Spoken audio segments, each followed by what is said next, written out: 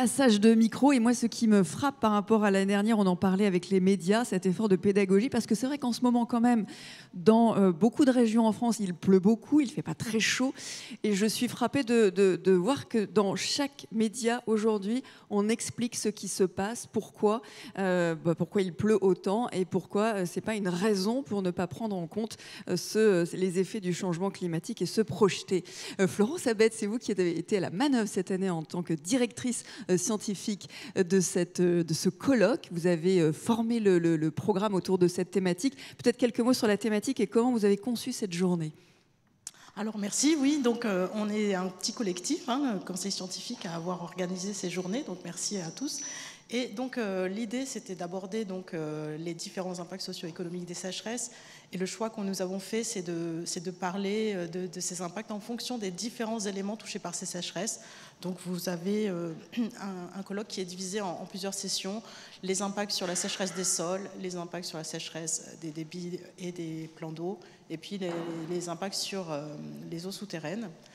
Avec une dernière session que je trouve aussi également très importante, qui est un retour de la part des étudiants, des doctorants, postdoctorants, qui ont décidé de travailler sur les sécheresses, donc qui en ont fait leur axe de recherche, sans doute le début de leur carrière, et donc expliciter leur choix et puis nous faire le retour sur la journée. Donc voilà, 4 sessions. Ils sont avec nous, ces doctorants d'ailleurs. Je vais me reculer un peu de l'enceinte parce que je pense que c'est ça qui fait des bruits bizarres. Les doctorants, ils sont là avec nous dès ce matin, je crois, j'en ai croisé quelques-uns. Vous êtes là et donc vous êtes les bienvenus avec votre regard pour intervenir dans la journée aussi si vous le souhaitez, poser vos questions aux différents intervenants. Donc vous avez un rôle un peu spécial aujourd'hui. Merci d'avance. Donc voilà, un programme conçu avec aussi c'est aussi l'intérêt de cette journée, c'est le public est assez large, mais de revenir sur des définitions qui peuvent, vous, en tant que scientifique, vous paraître assez simples. Notamment, on en reparlait ce matin, la différence entre sécheresse et aridité. Parfois, on confond même dans les médias, encore aujourd'hui, on ne sait pas trop sur quel pied danser. Donc normalement, à la fin de la journée, ces concepts n'auront plus aucun secret pour nous. J'espère, oui, effectivement. Et c'est vrai qu'on m'a dit aussi, quelques personnes m'ont dit, mais je ne savais pas qu'en fait, il y avait plusieurs expressions de la sécheresse, vous avez fait différents éléments. Voilà. Donc j'espère qu'à la fois, les gens feront bien la distinction entre sécheresse et aridité, mais aussi comprendront les différences de dynamique et de durée de ces sécheresses. Voilà, et pour bien comprendre pourquoi aussi c'est important de se poser la question des usages, du partage de la ressource en eau dans ce cadre-là. Donc plusieurs intervenants au fil de la journée, vraiment poser toutes vos questions. Vous qui êtes à distance également, vous avez un chat qui est à disposition pour poser vos questions. Il y aura d'ailleurs des réponses directement sur le chat. Ce chat a une vie à part entière pendant la durée de cette journée et je me ferai l'écho de quelques-unes de ces questions. Alors Florence, nous avons quelque chose qui nous a évidemment beaucoup attristé hier quand on a compris que notre grand témoin ne pouvait pas être avec nous aujourd'hui pour des raisons personnelles. Magali Regadit vraiment s'excuse de ne pas pouvoir être avec nous. Peut-être quelques mots pour quand même la présenter. Comme on a préparé avec elle quelques aussi messages qu'elle souhaitait nous faire passer ce matin. Oui, alors effectivement, les 2 demi-journées sont animées par 2 grandes témoins. Et donc ce matin, c'était Magali Regazazit qui malheureusement ne pourra pas être là. Et donc et cet après-midi, c'est Soraya Boudia. Et donc Magali est géographe, spécialiste de l'adaptation.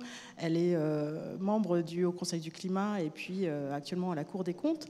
Et Magali voulait nous parler de l'adaptation aux sécheresses. Donc elle a un regard vraiment très particulier puisque avec ses compétences, justement par rapport à l'introduction qu'a fait Jean Jouzel, l'adaptation au changement climatique ne doit pas se faire au détriment de la lutte contre le changement climatique. Et c'est bien toute l'ambition d'avoir une trajectoire d'adaptation aux sécheresses qui respecte aussi la trajectoire vers le zéro émission nette. Et c'est souvent un aspect qui est oublié et Magali voulait l'aborder. Alors évidemment, l'adaptation, c'est loin d'être simple. C'est un problème de société. Il faut bouger collectivement et il y a de l'acceptation à certains changements. Et c'est aussi un élément que voulait aborder Magali, avec également ce que l'on voit, c'est que parfois certaines solutions peuvent être finalement de la maladaptation sur la longue durée. Voilà, et c'est également un des aspects que voulait aborder Magali. D'avoir cette approche toujours globale, cette vision la plus générale pour voir tous les impacts, même quand on croit prendre une bonne décision. Voilà, Exactement. Parfois, on fait des décisions un petit peu court-termistes et qui peuvent finalement avoir des conséquences de type verrouillage technique parfois, donc très difficile de revenir en arrière, ou alors... Voilà, donc c'est les éléments que voulait aborder Magali.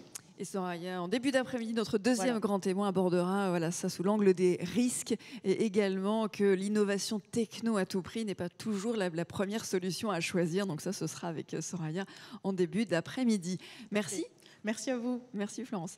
Et vous, bien sûr, vous intervenez quand vous voulez, tout au long de la matinée.